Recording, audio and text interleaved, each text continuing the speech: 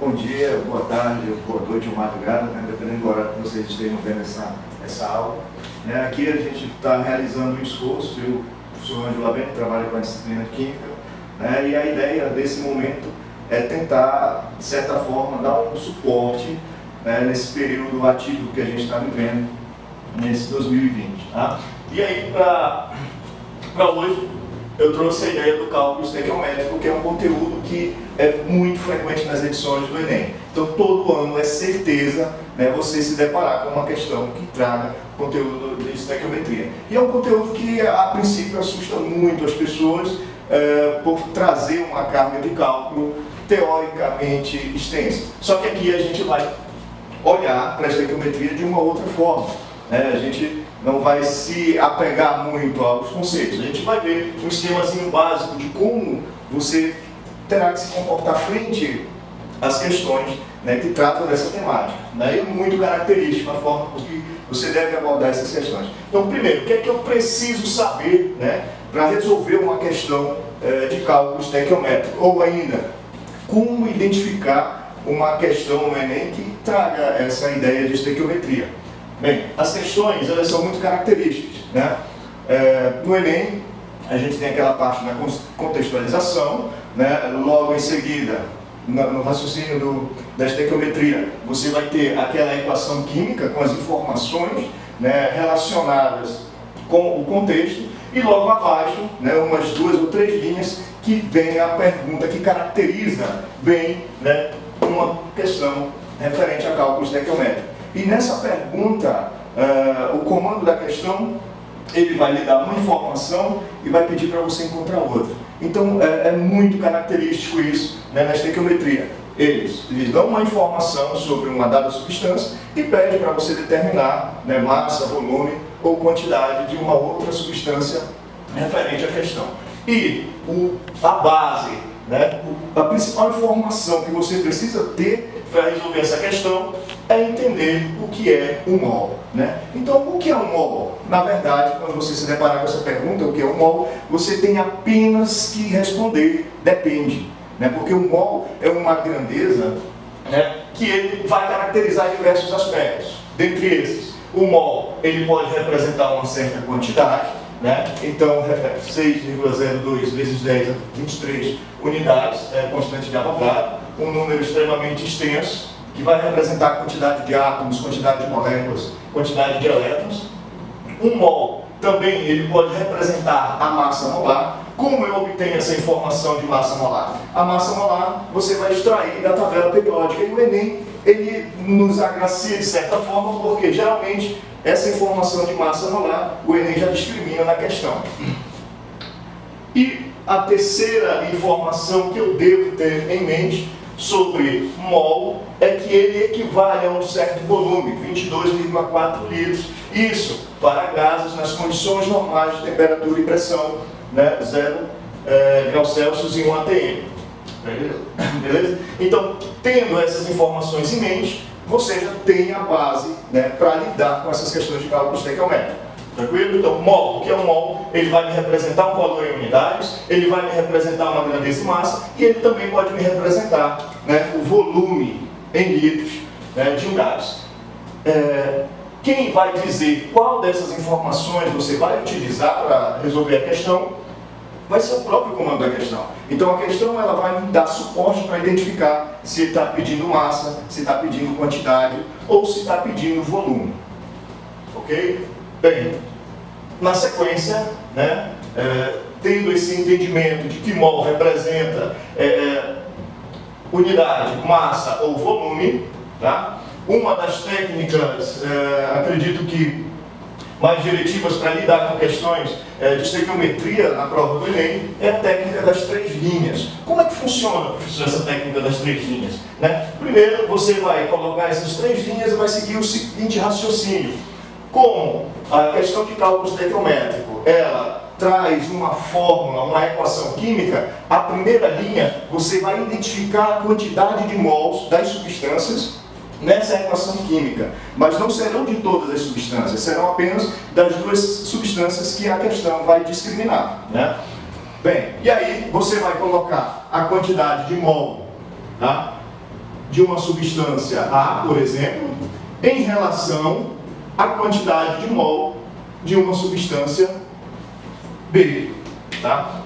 Cuidado, o Enem às vezes ele trabalha com equações longas, né? E aí às vezes a gente fica tentado a se perder, né? E identificar qual das substâncias eu vou trabalhar, ou ainda eles trabalham com duas sequências de reação, e a partir dessas duas sequências, o comando da questão final vai me determinar qual das substâncias envolvidas eu vou utilizar para resolver a questão. Tá? Então, primeira linha, o que eu vou identificar? A quantidade de mol das substâncias destacadas na questão.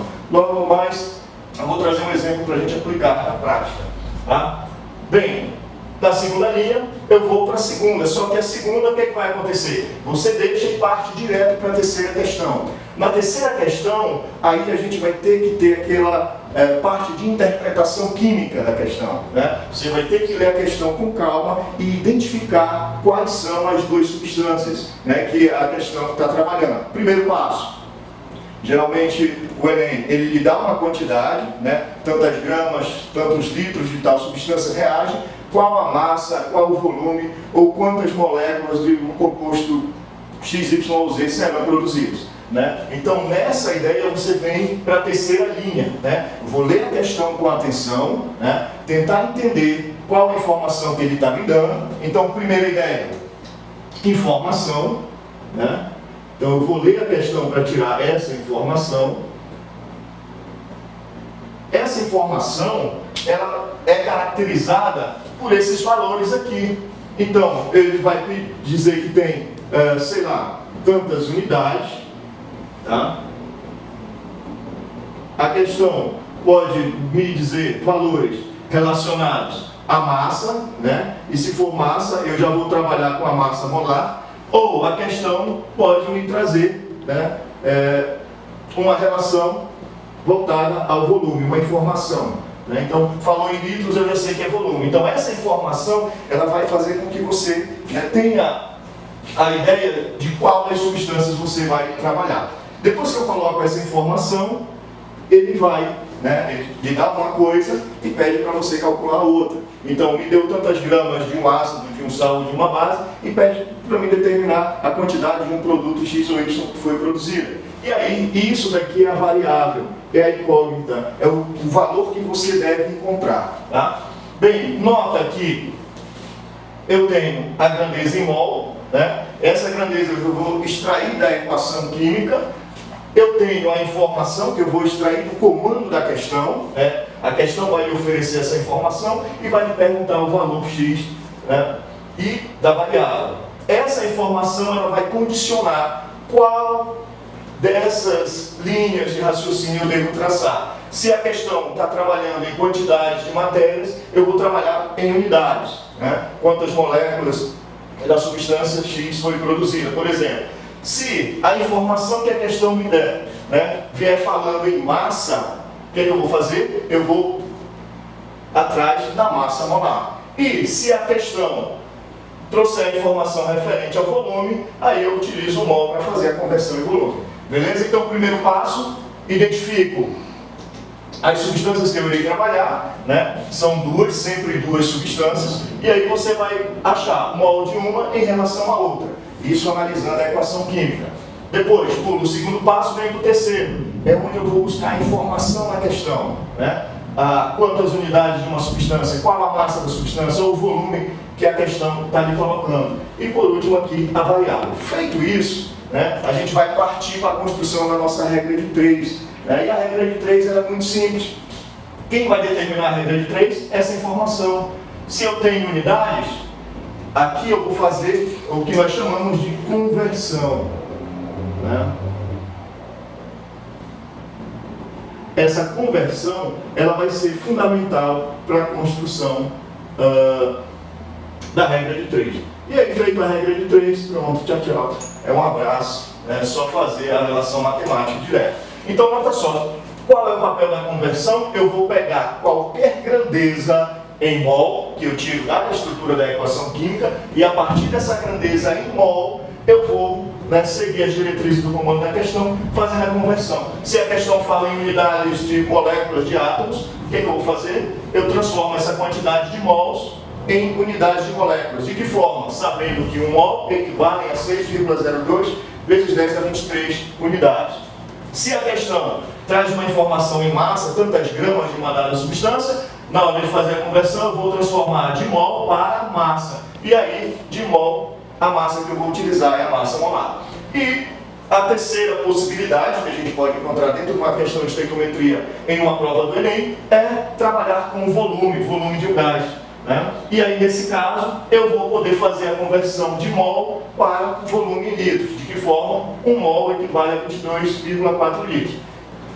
Bem, então, se a terceira informação é volume, aí eu venho aqui na minha relação, um mol equivale a 22,4 litros e faço a conversão colocando a informação. E aí, feito a regra de 3, é aquela, né, máxima básica meio pelos extremos. E aí, chegado de boa, né, tu já consegue fazer a base do cálculo matemático. Bem, pessoal, aqui uma questão da Federal do Rio Grande do Sul, 2017. Ela também traz essa ideia bem característica, né, próximo à questão do Enem, traz uma contextualização. Aqui é a equaçãozinha química e a pergunta, né, que vai determinar qual caminho você seguir. Então, olha o que a questão diz. A questão diz assim: a hidrazina é usada como combustível para foguetes e pode ser obtida a partir da reação entre cloramina e amônia, representada abaixo. E aí nós temos o esquema da reação, né? Lembrando aquela leitura: 1 mol de cloramina mais 1 mol de amônia vão produzir 1 mol de hidrazina mais 1 mol de ácido clorídrico.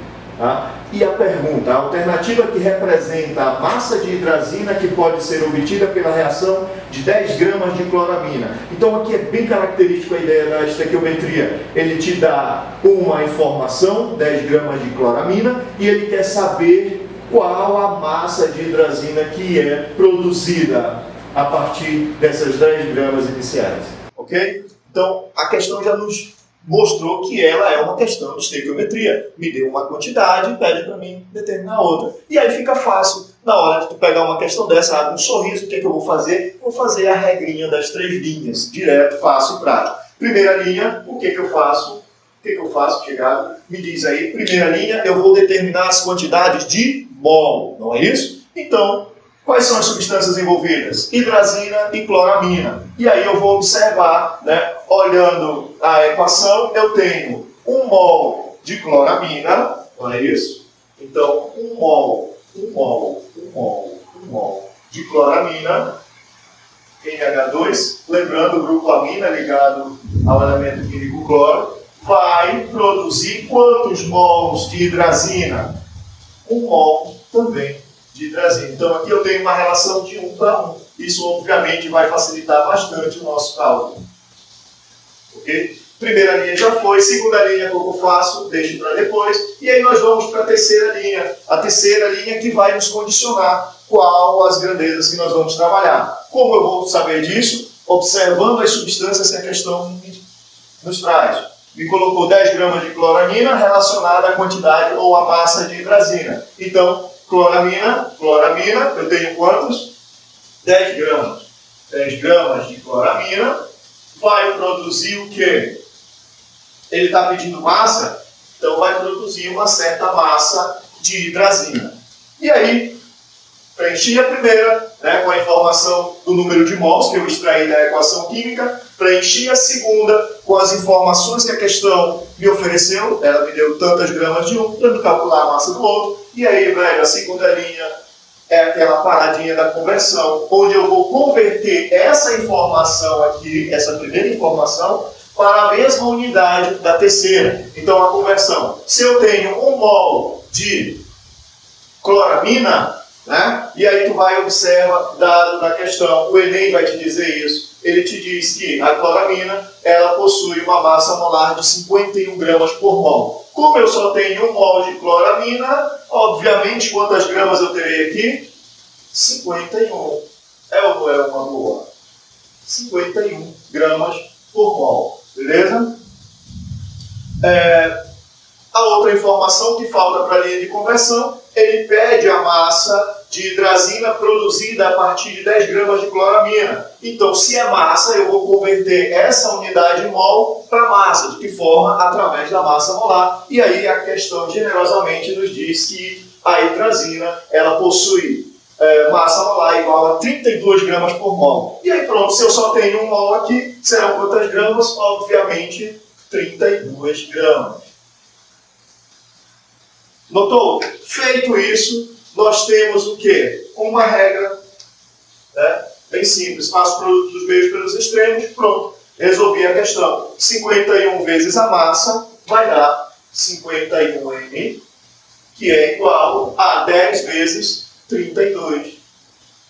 Tranquilo? Agora é só efetuar o cálculo. Massa vai ser igual a 10 vezes 32 de cabeça, vai dar 320, dividido para 51, aqui é vezes. Ao efetuar esse cálculo, nós vamos obter um valor aproximadamente igual a 6,27. Ok? Nota, a massa ela é em gramas. Então, 6,27 gramas de quem? De hidrazina. N2H4. A alternativa correta, nesse caso, seria a letra D. Beleza? E aí pronto. Né? A gente finalizaria essa questão. E agora, chegado para fechar a ideia, uma questãozinha do Enem 2012, né, para a gente compreender o formato que essas questões podem aparecer. Segue aquela lógica, né, um contexto. Nesse caso aqui, o Enem foi safadinho, ele não colocou a questão, a equação química, e aqui embaixo a pergunta. Só que para o Enem, alguns tipos de reações químicas você já tem que ter domínio. Por exemplo, as reações de combustão. Então isso daí tu já tem que dominar. E aí a gente vai aproveitar essa questão. O que diz a questão? No Japão, o Movimento Nacional para a Promoção da Luta contra o Aquecimento Global leva o slogan: uma pessoa, um dia, 1 kg de CO2 a menos. A ideia é cada pessoa reduzir em 1 kg a quantidade de CO2 emitida todo dia, por meio de pequenos gestos ecológicos, como diminuir a queima de gás de cozinha. Olha o que ele está falando: gás de cozinha, queima, combustão.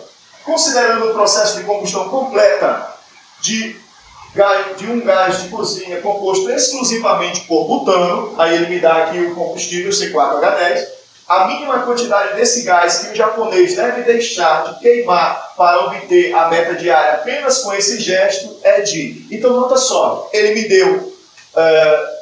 ele fala em CO2, ele me dá a quantidade de CO2, que é 1 kg, né, que é a meta, e quanto de butano eu devo deixar de queimar para economizar, né, para deixar de produzir esse 1 kg de CO2. Esse é o raciocínio. Então, nota, ele me deu uma quantidade de uma e pede para mim calcular outra, direto. Só que essa questão do Enem, ela vem um pouquinho, um nível acima, porque ele já entende que você sabe como uma equação de combustão. Então, nota, toda a equação de combustão é clássica. Tu tens o combustível, tu tens o comburente, eles reagem e o produto dessa reação deve ser CO2 e água.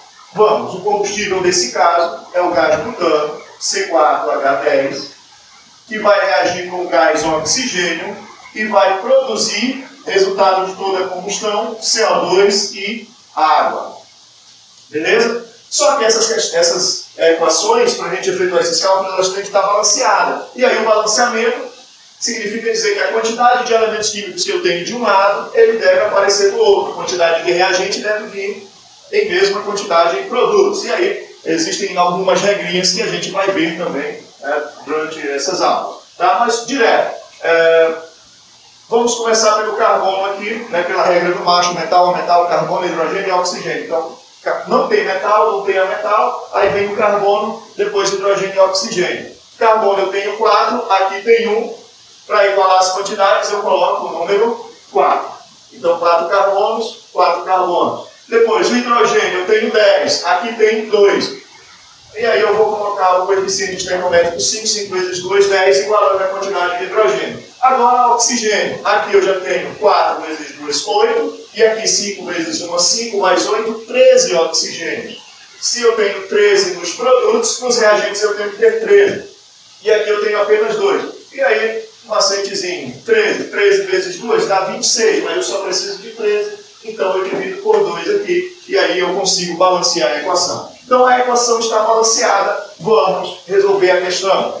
Me dá uma informação e pede a outra, né? Qual é a informação que ele te dá? CO2. Então nessa questão nós vamos trabalhar com a quantidade de CO2 e com a quantidade de butano. De boa? Regrinha das 3 linhas.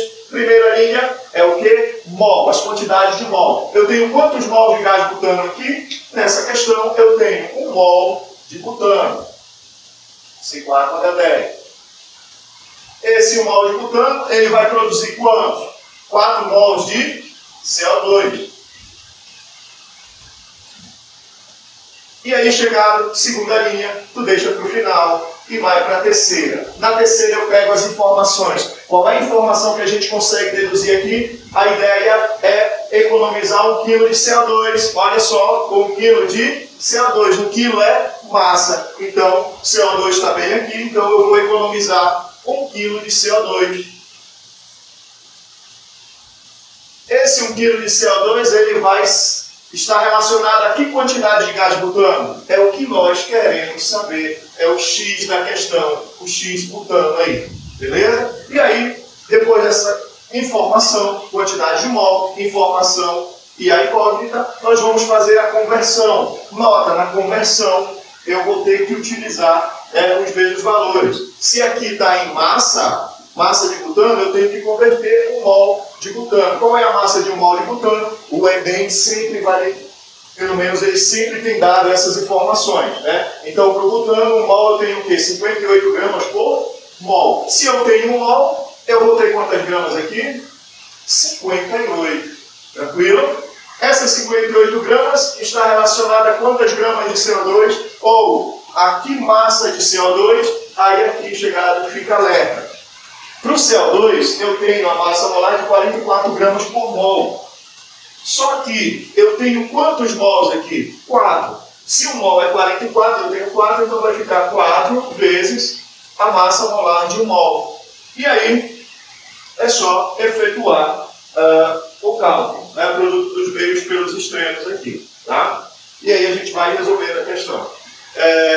4 vezes 44 vai dar 176 vezes x, então eu vou ter 176x, que é igual a 58 vezes 1. 58 vezes 1 de cabeça vai dar o quê? 58. De boa? Então, meu x vai ser igual a 58 dividido para 176. Nesse caso, o x vai ser igual a 58 para 176, vai dar algo aproximado de cabeça a 0,329. Tá? Nota só, pessoal. 58 está em gramas, aqui a massa molar também é em grama, então grama, grama. Aqui eu deixei o valor quilo, por quê? Olha a malandragem. As alternativas também vão exigir respostas em quilogramas. Então, se aqui está em quilo, a unidade do x também vai ser o quê? Em quilograma. E aí, x vai ser igual a 0,329 quilogramas, que é aproximadamente igual à alternativa B de bacon. Tranquilo? Bem, pessoal, aqui a gente teve uma breve ideia sobre cálculos tecnométricos, né? Na descrição vai ficar o link para vocês terem acesso a outras questões e a essas questões também. Tá? E qualquer dúvida, galera do Cursinho Popular, né? Nós temos grupo do Zap, manda mensagem, né? Professor, questão tal, fiquei com dúvida, ou então eu tenho essa questão aqui do Enem de tal ano, como é que a gente faz? A gente vai estar à disposição para ajudar vocês. Tá? Então é um esforço que a gente está empreendendo para tentar lidar com essa realidade que nós estamos enfrentando atualmente. Tá? Um beijão, um abraço a todos. Curte o nosso vídeo, curte a nossa aula, compartilha e até a próxima.